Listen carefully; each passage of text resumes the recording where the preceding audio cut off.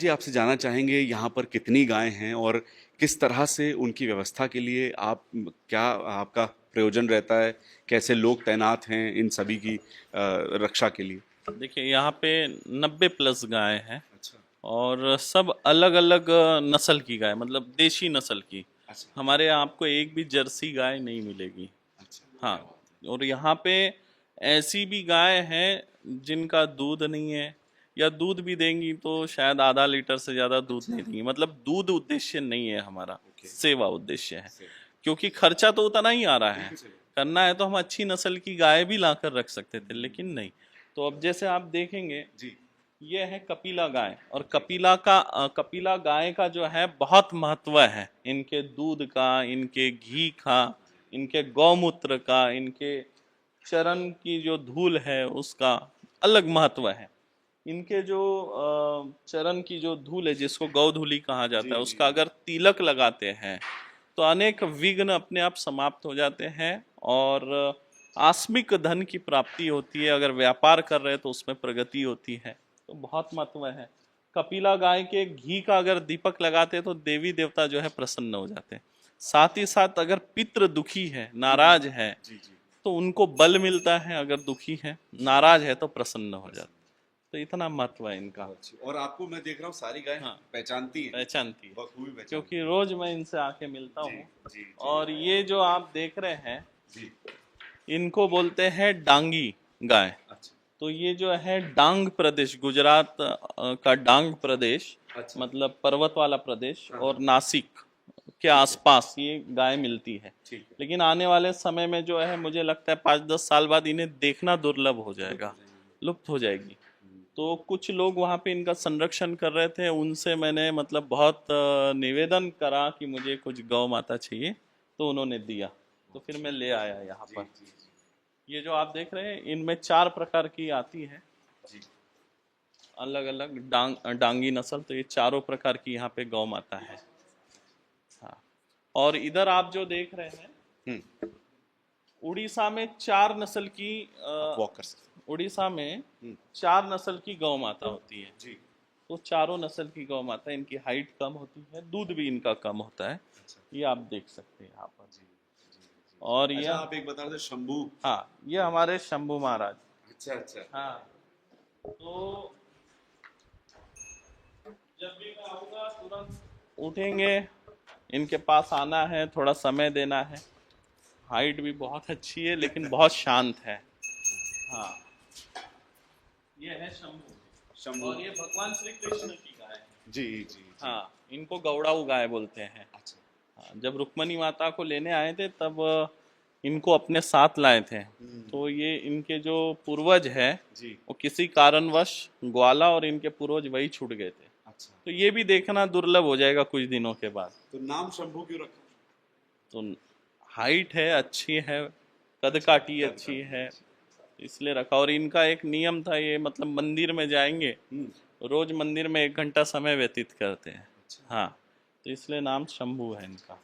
रोज 1 घंटा मंदिर जाना अच्छा है। अच्छा, बहुत बहुत बढ़िया। जी जी। ये जो है हरियाणा की देशी गाय है, इनको हरियाणा से लाया गया है। अच्छा। हाँ, और बहुत शांत है, कुछ नहीं करते, बहुत शांत।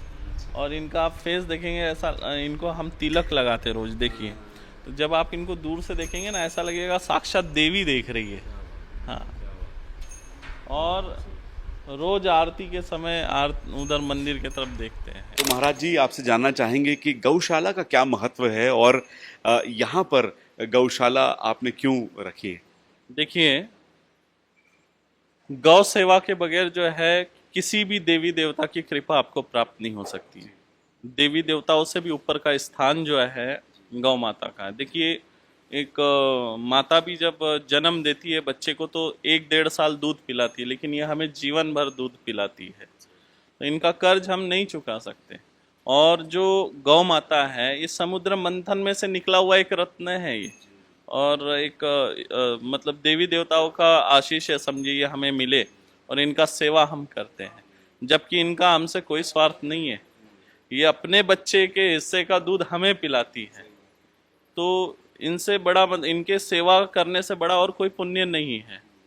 और जो व्यक्ति बोलता है कि मैं भगवान कृष्ण का भक्त हूँ और वो गौ सेवा नहीं करता है और वृंदावन मथुरा जाता है, दर्शन करता है, हाथ जोड़ता है, लाखों रुपए खर्च करता हो, तो मुझे नहीं लगता कि उसके ऊपर भगवान कृष्ण की कृपा होती होगी। क्यों नहीं होगी? क्योंकि जब खुद भगवान कृष्ण जो है गौ माता को लेके जाते थे, अपने साथ चराने के लिए ले जाते थे, वन में जाते थे, उनके साथ समय व्यतीत करते थे। गौ माता के साथ जब आप समय व्यतीत करेंगे ना, आपको पता नहीं चलेगा कब 1 घंटे हो गए, 2 घंटे हो गए, कब दिन निकल गया, आपको पता नहीं चलेगा। तो गौ माता की सेवा साक्षात नारायण ने की है। तो ये बात मनुष्य को समझना चाहिए। जब तक गाय इस पृथ्वी पर दुखी है, तब तक भगवान कृष्ण की कृपा हम पर नहीं बरस सकती। मन को बहुत शांति मिलती है, बहुत शांति मिलती है, बहुत सुकून मिलता है।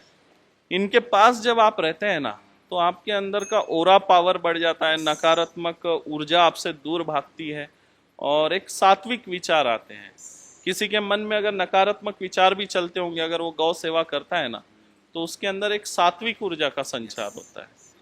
तो इसलिए जो है हम इनकी सेवा करते हैं। जब भी मैं आता हूँ दरबार, तो सबसे पहले मैं सब गौशाला में घूमता हूँ, सब गौ माता से मिलता हूँ, देखता हूँ, थोड़ा इनके साथ समय व्यतीत करता हूँ, फिर मैं दरबार में जाता हूँ। यहाँ पहले आऊंगा, बाद में मैं माता रानी के दर्शन करता हूँ। हाँ हाँ, साक्षात माता तो हम एक तरह से देखा जाए है, देवी देवता इन्हीं के ऊपर वास करते हैं। शरीर के अलग अलग अंग पे अलग अलग देवी देवता वास कर रहे हैं, तो फिर हम इनको छोड़कर कहाँ और भटके बताइए। अच्छा, यहाँ पर कितनी गाय गौ माता होंगी? इस वक्त 90 प्लस। हाँ, 90 प्लस है। और दुधारू गाय उसमें से ज्यादा 30 होगी। इसमें देखिए, हमारा एक प्रयास है कि देसी नस्ल की जितनी भी गौ माता है उनका संरक्षण करना है, मतलब जो लुप्त होने के कगार पे है। तो अभी आप जो देख रहे हैं, ये अभी मंदिर का गर्भगृह है। मंदिर अभी इसके ऊपर बनेगा। तो विशाल मंदिर का निर्माण होगा। ये गर्भगृह है। हाँ, क्योंकि दरबार जो है वो शुरू करना था, तो इसलिए स्थापना जरूरी थी और वो मुहूर्त बहुत अच्छा था, तो इसलिए हमने पहले गर्भगृह बना के स्थापना कर दी। अब बड़ा मंदिर बनेगा यहाँ। यहाँ पे एक और गौशाला है। अच्छा, ये एक और है। तो 90 जो है दोनों मिला के नहीं, और उसके पीछे और एक गौशाला है, पीछे और 2 गौशाला है, मतलब 4 गौशाला है। 4 गौशाला है। महाराज जी, उस गौशाला में तो देखा, हम देख रहे हैं एक और गौशाला है। ये एक और है और पीछे और 2, 4 गौशाला है। हाँ, ये 4 गौशाला मिलाकर जो है 90 प्लस गाय है। 90 प्लस। हाँ, आइए। तो यहाँ पर ये जो गौशाला है, यहाँ पे 4 लोग सेवा में हैं इस गौशाला में। उसके पीछे वाले गौशाला में 5 लोग हैं। 24 घंटे में 5 लोग ड्यूटी देते हैं मिलकर। उसके पीछे जो है वहाँ पे भी 3 लोग हैं, मतलब सेवा में इतने लोग लगे हुए हैं। ये अगर यहाँ पे गोबर होगा तुरंत साफ किया जाएगा, अगर गौमूत्र होगा तुरंत वहाँ पे भूसा या रेत डाला जाएगा, मतलब किले में भी नहीं रखते। इनकी सेवा बड़ी जरूरी है और अब हर टाइम ध्यान रखना है, ऐसा नहीं आप रख सकते। और इनको समझना है कि मतलब क्या तकलीफ है, किसी ने खाना कम खाया है क्या, देखना होता है किसने चारा कम खाया, किसने नहीं खाया, दाना खा रही है या नहीं खा रही है। तो इसमें भी क्या है, किसी को दाना पसंद नहीं है, किसी को अलग दाना पसंद नहीं, वो भी देखना पड़ता है कि किसको कौन सा दाना देना है। मतलब उसको हरा चारा पसंद है तो उसको हरा चारा देना होगा। तो इनकी डाइट भी बहुत मेंटेन की। इनके यहाँ डॉक्टर्स का विजिट क्या रेगुलरली होता है? रोज 2 टाइम डॉक्टर आते हैं, रोज चेकअप होता है। यहीं पे इस गांव में ही मतलब पशु ये है, हॉस्पिटल है, चिकित्सालय है, तो वहाँ से रोज सुबह शाम आते हैं। 2 डॉक्टर परमानेंट आता है सुबह शाम।